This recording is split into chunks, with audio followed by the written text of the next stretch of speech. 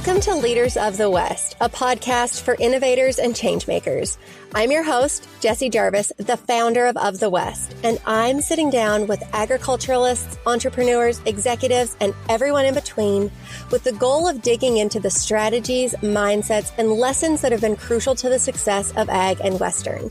Whether you're carrying on the next generation of your family's operation, starting something from scratch, or determined to climb up the leadership ladder, we're going to inspire you to continue to dream big, growing not just you, but the future of agriculture and Western as a whole. Let's go.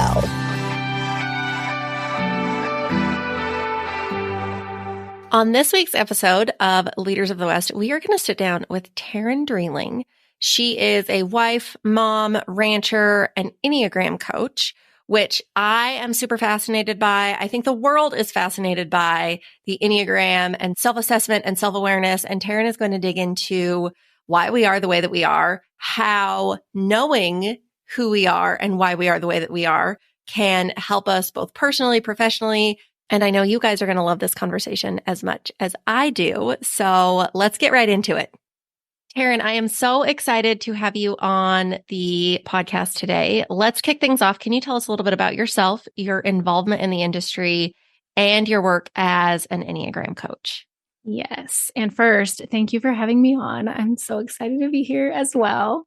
So yes, my name is Terryn Drieling. I grew up in Northeast Nebraska on a small feed yard. And when I was a kid, I had dreams of becoming a veterinarian. But then I got to college and physics happened. So I changed my major from pre-vet to feed yard management. And when I got out of college, I worked for a largish corporate feed yard in the panhandle of Nebraska. I met my husband when we were in college, and we kind of both wanted to be, well, he wanted to be in the panhandle. I had no idea about the panhandle, but I just went because that's what kind of where he wanted to be. And then I fell in love with Western Nebraska and being on mountain time. So we're still here. In 2013, the feed yard that I was working for sold, and I ended up staying on with the new owner for a little while. And then Tom had the offer for what at the time was Tom is my husband. He had the offer on the table for what was his dream job, which was working for a large ranch in the Sandhills. And so I did the whole driving back and forth to work thing from the ranch to the feed yard, but it was a long drive. And I ultimately decided to resign my post at the feed yard and become a stay-at-home mom / ranch hand, or as I like to say, take your kids to work every day, mom. Oh, that is so accurate. But in doing that, it allowed me more time to dive into what some other interests I had and other passions I had in starting a blog and showing people what we do, raising beef and sharing recipes and what it's like raising kids and cattle, all the things. So I did that. I started my blog, Faith, Family, and Beef in 2014. And over the course of the last almost 10 years, that has my mission has changed. And it was all the result of one fateful day in the pasture, moving cows with myself, and it was just me and my dog, and reflecting on the stockmanship phrase that we have, good movement draws good movement. And how if you are communicating with your cattle and they're understanding you, then you can move one or two head of cattle, and their good movement draws the movement from the rest of the herd in whatever direction you're asking them to go. And as I was moving cattle that morning, that's what happened. I moved like one or two pair through the gate, and I just sat back on the hill and watched as the cows picked up their calves and trailed off in the direction of the new pasture. And I was thinking to myself, if this principle applies with cattle, could it apply with humans? Like if we check ourselves and lead conversations with kindness and respect, could those conversations draw more conversation led with kindness and respect? And in my reflection, I couldn't help but think that not only is it possible, it's absolutely necessary. So now I am where I am today, and I've recognized that. I always knew that good stockmanship starts with self-awareness, but I wasn't entirely sure how to explain that or expedite the process for other people until I discovered the Enneagram. And that is what the Enneagram does. It expedites self-awareness. And so then once we're self-aware, we have the tools to then communicate more effectively, less stress, all the things. And so that's kind of how I got here. So then you also do coaching. So let's talk a little bit about that and how your work with the Enneagram then, like, what it is that you do with it. Yes. So just like our communication with cattle hinges on us being aware, because obviously cattle don't speak English. They don't, understand if we just talk to them. We have to be very aware of our position and our energy and how that affects them.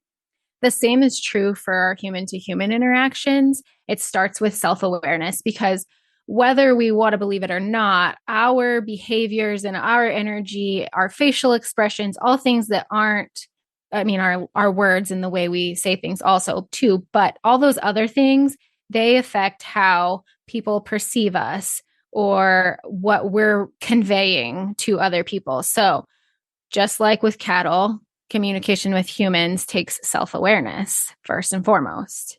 And so I use the Enneagram to, like I said, expedite the self-awareness process. And then also when I'm coaching, you're not just learning about your own Enneagram type, you're learning about all the other 8 types that there are. And what that does is it helps you understand that there's more than just your way of seeing the world. So you can then extend grace to your fellow humans, and you can also understand your behaviors and things that you need to work on. Okay, well, this gets me to the question, because obviously I'm super excited to talk about the Enneagram, because I think that that's something that obviously at this point, everybody is intrigued by. They either know what they are or they've at least heard of it. But before we do that, I want to talk about self-assessment or assessment in general, because a few days ago, you and I talked a lot about self-awareness. And really, that is what any test, whether it is the Enneagram, the Myers-Briggs, the DISC, like anything of that nature, is rooted in self-awareness. So in your mind, how important is self-awareness? It's the most important. And that's not to say that other like social awareness and all the other things aren't also important, but really the only thing that you have control over is yourself and how you are responding, how you are behaving. And if you're not aware of your behaviors and your responses or reactions to other people, it's really hard to do a whole lot else. And there are people who make their way through the world just fine without being that self-aware. But at the end of the day, my friend Emily said she said that her therapist said, well, she asked if less self-aware people were happier. And her therapist said, well, yes, but those are the people that get to the end of their life and they have regrets. And so that's something that I've kind of held on to since the first time that I heard Emily say that. But it's just so true. Like self-awareness is hard because it makes you aware of the kind of like itchy things that you don't want to be aware of. But if you're not aware of them, then you can't change them. And like you can't change what you can't name. And so self-awareness helps you name things that you want to change. Or I don't know if I'm making any sense here. No, I think you're seriously spot on. And honestly, even when you talk about like, well, yeah, social awareness is important too. It absolutely is. But if you're not self-aware, then chances are you're also not necessarily going to be socially aware either. Like it all starts with you and then understanding and how you're perceiving that. And it all starts on the inside, I believe. Yes. And you can be socially aware and not self-aware at all. And so if you're not self-aware, but you are socially aware, it's still you're playing off of what people are telling you or what you're reading in other people without being aware of your own behaviors. And so sometimes that doesn't get you very far. Or it gets you really far with all the people you're interacting with, but then you're like left sad and unhappy. So if somebody's sitting there asking themselves, I wonder how self-aware I am, or how do I become self-aware? Because maybe they're unsure of whether they are or not. Where are some places aside from a personality type test that they should start? Okay. So I say to people when I'm talking about the Enneagram, if you feel convicted not to use this tool, then please, by all means, don't. But that doesn't mean that self-awareness is any less important. And so if you choose not to use one of the tools, then it's a matter of self-reflection, like reflecting on interactions you've had and asking yourself, well, why did I feel that way? Or what led me to this conclusion? And another really hard one to ask is, how could I have done things differently to affect that interaction in a more positive way? And that's hard, like I said, because sometimes it's hard for us to realize that we affect more than we think. But it's also a great question because we do affect more than we think. And if you want to create positive change, you have to get self-aware. And that question is a great place to start. Reflection in general is a great place to start. And just recognizing your feelings. I think also in agriculture, sometimes we're averse to expressing feelings, like what we're really feeling. And we need to stop that. Just frankly, we need to stop that. I'm with you. Well, I think another good question too to ask yourself is like, why did I react that way? Because that's another one that really like puts you in a moment of pause to then figure out like, okay, where does that stem from? Why am I the way that I am? Yeah. Why did I react that way? Like, especially if it's something that you don't think should have elicited that sort of reaction in yourself, there's probably something underneath that you need to uncover. Oh, absolutely. Okay. So now that we've gotten that established, the importance of self-awareness, let's dig into the Enneagram. Can you give us a quick breakdown of each of the 9 types for those who may not be as familiar with them as others? Okay. So I'm just going to give a really quick overview of the Enneagram as a whole, and then I will say each type and their correlating motivation, because we could be here forever. Yes, we could be here forever. So the Enneagram, what sets it apart from other personality assessments is that it's rooted in your motivations. So where others tell you what you do in your behaviors, the Enneagram tells you why you do it, which I find far more beneficial because I use the analogy of a car. If we have a car and we know it's running crappy, we have 2 choices at that point. We can either continue running it crappy or we can fix it, but we can't fix it unless we know why it's running crappy. And the same is true for us. We might know that things aren't running the way we want them to. Maybe we have some crappy behaviors. And at that point, we have 2 choices. We can continue on in our same behaviors, or we can work to make change. But we can't change anything unless we know why we're behaving the way we are. So the Enneagram gives you the why, or your motivation for your behaviors. And there are 9 types. I'm going to start with 8 because historically, if you start with any other number, then the 8s will get bored and, go do something else. And if you start with 7s, they'll get excited and start Googling about themselves and not pay attention to the other 9 types or other 8 types. So 8s, they are motivated by self-reliance. And when I talk about motivations, some of these are going to sound like, well, I want those things and I work for those things, but we need to think about motivations as your driving force. So what drives your every behavior and every move? For 8s, that's self-reliance. For 9s, their motivation is keeping the peace. 1s are motivated by perfection. 2s are motivated by love and appreciation. Type 3s are motivated by admiration and affirmation. 4s are motivated by uniqueness. 5s are motivated by knowledge. And 6s are motivated by security and support. And finally, 7s are motivated by happiness and fulfillment.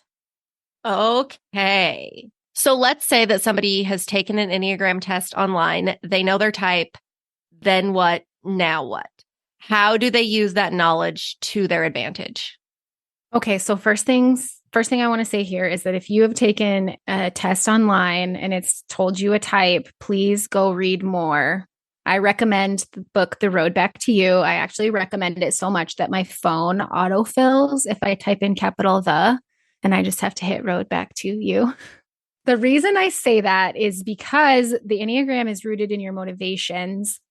It's really hard for AI to judge your motivations. And also, sometimes we answer questions subconsciously the way we want to be instead of the way we actually are. So, reading more about each of the 9 types can really help you hone in and make sure that you haven't mistyped. I'll use myself as an example. When I first learned about it, I did go take an online test and it told me I was a type 7. Lots of things tracked there. I reframe things to the positive. I don't like feeling bad feelings, etc., or like feelings that make me uncomfortable. But then I did go and I read the book, The Road Back to You, and the 7's sin or weakness or passion, depending on what you want to call it, is gluttony. So they're gluttonous after new, exciting experiences that make them feel fulfilled. That didn't track for me. But the 9's sin, weakness, passion is sloth. And it's not literal laziness, but spiritual laziness. So falling asleep to your own desires to go along to get along kind of stuff. And I was like, oh, yeah, okay, that is definitely me. I do that. And so that's why I recommend reading. And, we said self-reflection was a great way to get self-aware. And that self-reflection is also part of learning your Enneagram type. And then once you get that, then you can move forward. And I said that Enneagram I felt like it was more beneficial because it tells you your motivations, but also with some of those other typologies, they want you to like stomp your weakness and boost your strengths. But with the Enneagram, your greatest weakness is also your greatest strength. So you can't have one without the other. And so it's not so much about getting rid of these behaviors and boosting these, but seeing the why behind them and then using that for positive change, if that makes sense. That makes perfect sense. And back to that piece that you mentioned about strengths and weaknesses, a person can't actually exist without weaknesses. Like you could identify all of your weaknesses and you could improve upon them, but there's no way that one person can be equal parts all strengths. Like you have to have something because it's a balancing act, right? So you have to have something that's going to counterbalance the other thing. Okay, so you did mention mistyping yourself, which I am guilty of. We talked a little bit about this a couple of days ago. I am somebody who I've taken the Enneagram test a number of times, and my results have always came back inconclusive. I've either been a 3 or a 6. And so then I've never really known for years now, like, well, what is my type? I don't know. I relate very well to both of those. So what are some ways that somebody might think like, okay, maybe this isn't right? Okay, so like I said, for me, it was reading about it. But for you, where it gave you a 3 and a 6, the Enneagram, if you look at the diagram, the numbers are connected by the circle, and then there's lines in between. And those lines in between mean something. For your example specifically, 3 and 6 share a line. So the other thing about the Enneagram that differs from other typologies is that it's not static. There's movement. And so that means a few different things. It means that we draw from the different types in different situations. It means that 2 people of the exact same type can look vastly different. It means 2 people of different types can look pretty similar. But for your specific example, 3s and 6 share a line. So when 3s are secure, they draw from 6. When 6s are in stress, they draw from 3. So that may be where I don't want to say confusion, but your not knowing, it lies somewhere in there. So you're probably either a core type 3, and whenever you took the online test, you were, secure, or you might be a core type 6, and when you took the test, you're feeling a little stressed out. And so it affected how you answered the questions. So you really have to come back to those core motivations. And I didn't mention this earlier when I was talking about the 9 types and the motivations, but our core motivations are made up of 4 things. So our fear, desire, weakness, sin, passion. Like I said, there you can it's called all those different things. I prefer like weakness or sin, and then our longing. So our longing is what we want to hear to counter the lies that we tell ourselves. So those 4 things make up our core motivation. So really, when you're deciphering between 2 different types or trying to figure out what your types are, you have to focus on those 4 things and then go from there. This is good. I think that you probably just answered a lot of listeners' questions about the Enneagram, just because I can only imagine how many people have gotten similar results to me where they've thought, man, I just feel like this is inconclusive, if you will. So how does knowing one's Enneagram and the Enneagram of those around them benefit a person in their relationships, be those personal relationships or professional relationships? So how important is it? Obviously, I've taken the test. Is it important that I have my husband take the test, or my coworkers take the test, or my, employees take the test?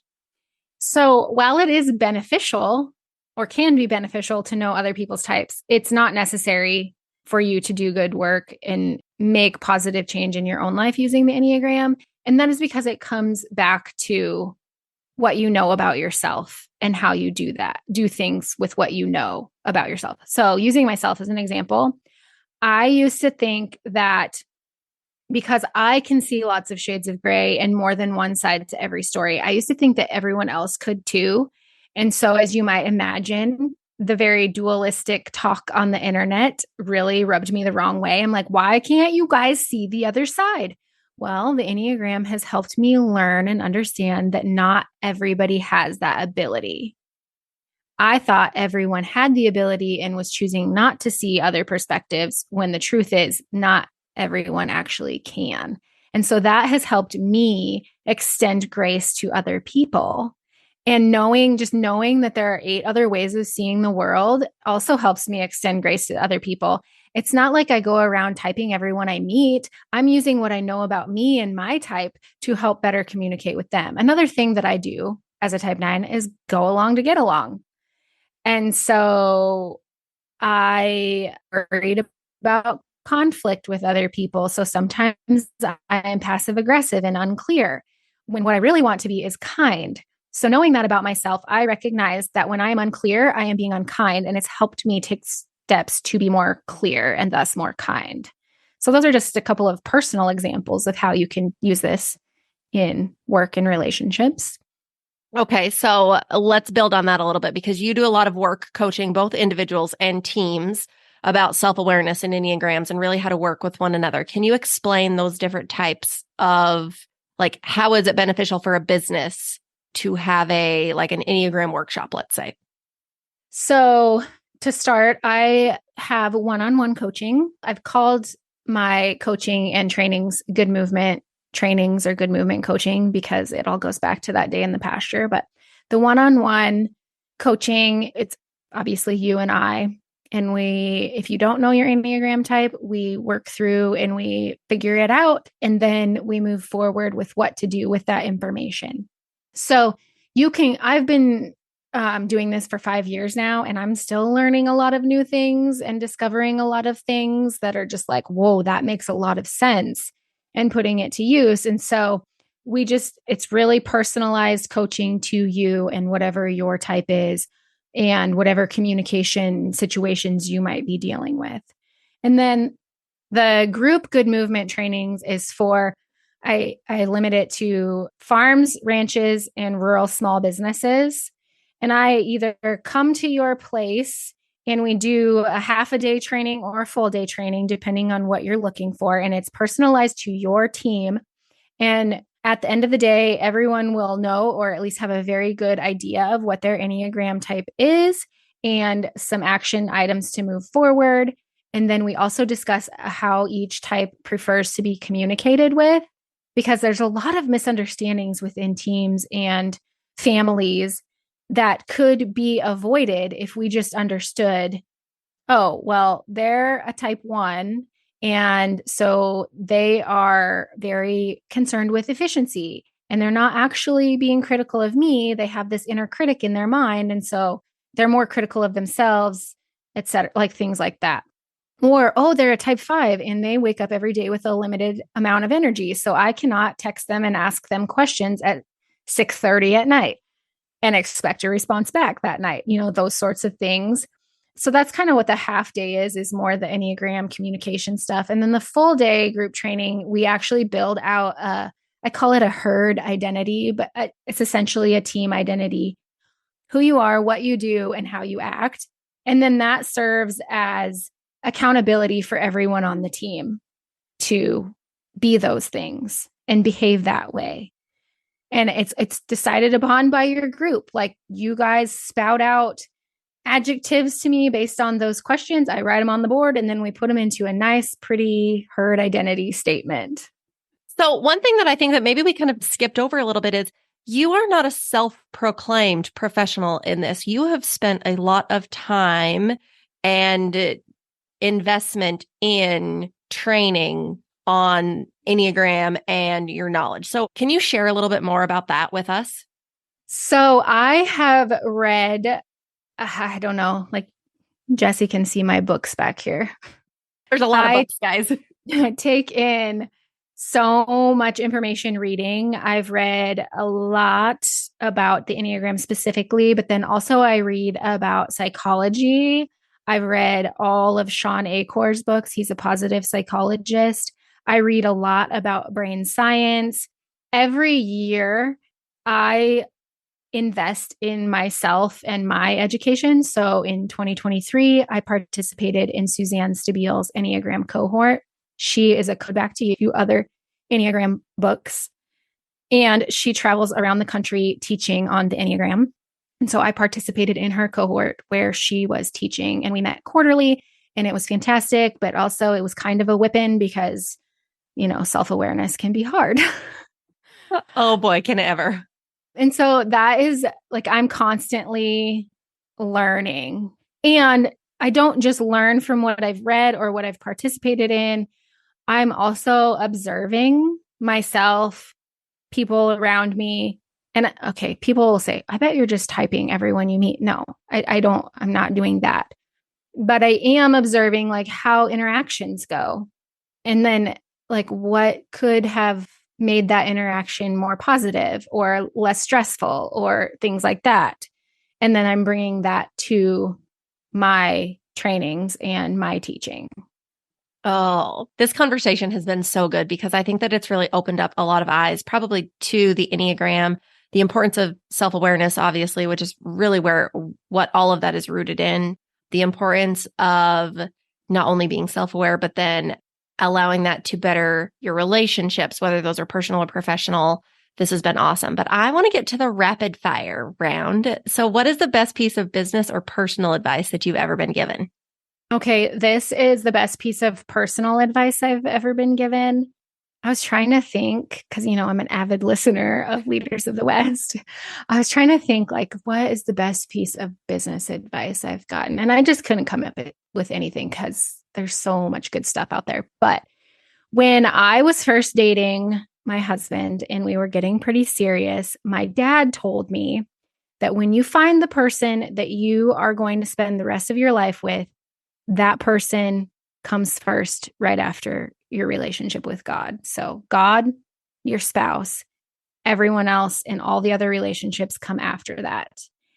And, when dads tell you stuff, sometimes you're like, oh, okay, dad. But then I got married. I got my priorities out of line, and, it hit the fan for a little while until I got everything back where it should be. And so that has been the best piece of personal advice I've ever gotten. I've heard different variations of that, but that is something that is like as simple as those words are. Holy cow, does that have big meaning to it? Mm-hmm. Yes. Okay, if you could give people any words of wisdom and you knew that they would take them to heart, what would it be? Practice makes confidence, not perfection. And so I got to tell the story of where this came from because I love it. It makes me proud as a mom. But we were practicing horse 4-H, and my middle daughter, was getting pretty frustrated that she couldn't get this one thing. I think it was like backing her horse up or maybe side passing or something. And I was like, you're just getting started at this. And so we just need to practice because you know what practice makes. And she said, I was looking for her to say perfection, obviously. But she said, practice makes confidence. And I was like, that is good. That is way better than what I was thinking. And so that would be my piece of advice to everyone, is that practice makes confidence. There's no such thing as perfection. Confidence is far more valuable. Oh man, amen to that. When you said that, I was thinking of, because I hate to actually like outwardly admit this, but here I am. I'm terrible at backing up our trailer. And I should be good at this, right? Because I've backed up things for forever, but it's just not anything that like I've ever really succeeded at in life. And guess what? You don't get better if you don't do it. So for a long time, I was like, oh, you just do it. Or like, oh, we've got to be in a hurry. Like, you get this done. Or can you go help me with this? Because I've got to do this other thing. And like, I will voluntarily not do it because I know I'm not good at it. But that's not ever going to make me better. And so a couple of nights ago, I had Jackson and I were coming down from the ranch, and I had the pickup and trailer, and I pulled it in, and it was getting dark. And we have this really tiny place where we park our trailer, and you've got to back it in, and you're in between a haystack and a fence. So if you hit either one of them, like it's not going to be a good situation. And I easily could have just parked the pickup where it was, and oh, Justin can get that tomorrow. But I was like, no, I'm never going to get better at this if I don't do it now. And if I don't do it now, it's going to get dark, and then I'm never going to be able to do it. And we're going to have the horses out, and their haystack is going to fall over. And you should have seen all of the little backup marks in our parking lot. Like, it looked like somebody had became a dance floor for people. But I got that thing backed in there, and it was all as well. But I just 2 nights ago thought of that same thing of how important practice is, because you're never going to get better at anything if you don't practice it. And I know we all know that, but do we really know that? Yeah, and the truth is, you may never be good at backing up a trailer, but you might be more confident.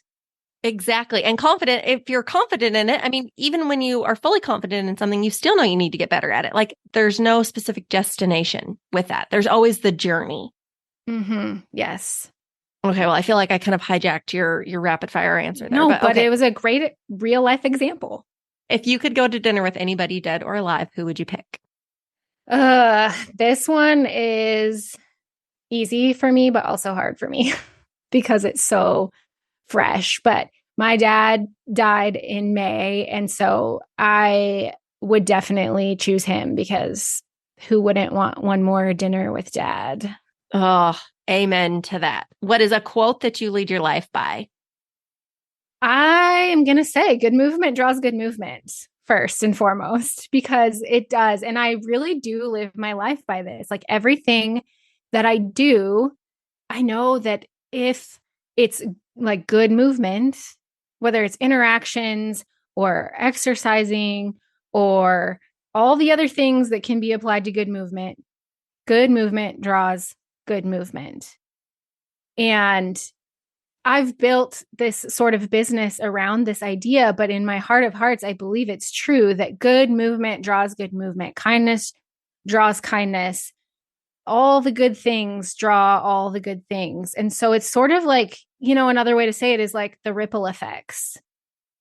Good movement draws good movement. But also, then I wear this necklace that my friend Morgan Green made for me, and it has Psalm 46:1 on it, which is a Bible verse that I lean on quite a bit. And that one is, God is our refuge and strength, a very present help in trouble. And so I lean on that because, and another verse that I lean on, John 16:33, Jesus tells us, in this world you will have trouble, but take heart because I have overcome the world. And so, like, I know I'm going to have trouble, but I also know God is there to help me along the way. Ooh, that was so many good words of wisdom and good quotes there. Okay, let's talk about your favorite things. So I added in this question because anytime that I share some like rinky-dink little life hack on social media, I feel like it then helps so many people that had never heard of it before, whether it is a book or like I said, a life hack or a service that people didn't know existed. So do you have a book, a podcast, a product, a life hack that you want to share that needs to be known by more people? Recently, I shared my Poor Woman's Latte on Instagram, and the response to that was so incredible. I I'm live hooked. rurally and I love coffee. I love a latte once in a while, but there isn't a coffee shop, just down the street. So years ago, I came up with actually, I think Tom came up with the poor woman's latte, but I named it poor woman's latte. But you just heat milk, and I use maple syrup in the microwave or, on the stove if you don't have a microwave. And then you use your kitchen whisk, and then you pour your cup of coffee and you put the milk, frothed milk on top, and it makes a latte. And so there were so many people who were like, I did not know you could froth milk with a whisk like that. Thank you. So that's one life-changing rural hack that I have. Oh my gosh, you guys, coffee lovers of rural America, rejoice. That is such a good life hack. See, and this is what I'm talking about when you share stuff like that people are like, wait a minute, that just made my life, my day so much better by this new thing that I didn't even know existed. And then the book, When the Body Says No by Dr. Gabor Mate. The book is so incredibly good and so annoyingly convicting because he talks about how when we don't process trauma or recognize and name our emotions, that can then lead to disease later on in our lives. And wow, it's good. Ooh, okay. Well, for those of you who want to read that, I will make sure that we link that in the show notes. And we'll also remind me, what was the Enneagram book? The Road Back to You. The Road Back to You. Okay. Actually, I am going to, for those of you listening, do us a favor, and you can do one of two things. You can tell us what your favorite part of today's episode was, or you can share your Enneagram type and what you learned because you read a little bit more about it after listening to this podcast.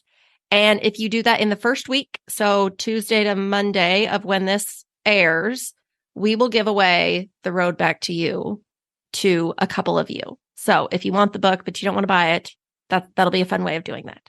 And then where can people find you out online? On Instagram, I am Terryn, TERRYN .Drieling, D as in David, RIELING. My website is still faithfamilyandbeef.com, and on Facebook, Faith Family and Beef. I'm in the transitioning period to transitioning those to my name as well. But for right now, that's where you can find me.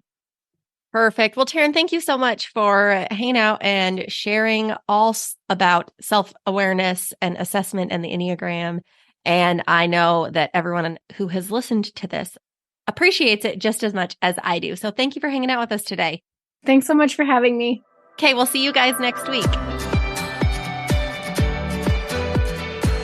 If you loved this episode, do us a favor and share it with someone else who might find just as much value in it as you did. We're on a mission to continue to grow and strengthen the future of agriculture and Western industries, and you spreading the word helps us make more of a positive impact. It also makes a big difference when you take a minute to go rate and review the show. We can't thank you enough for listening, for sharing, and for loving Ag and Western as much as we do. We'll see you back here for our next episode.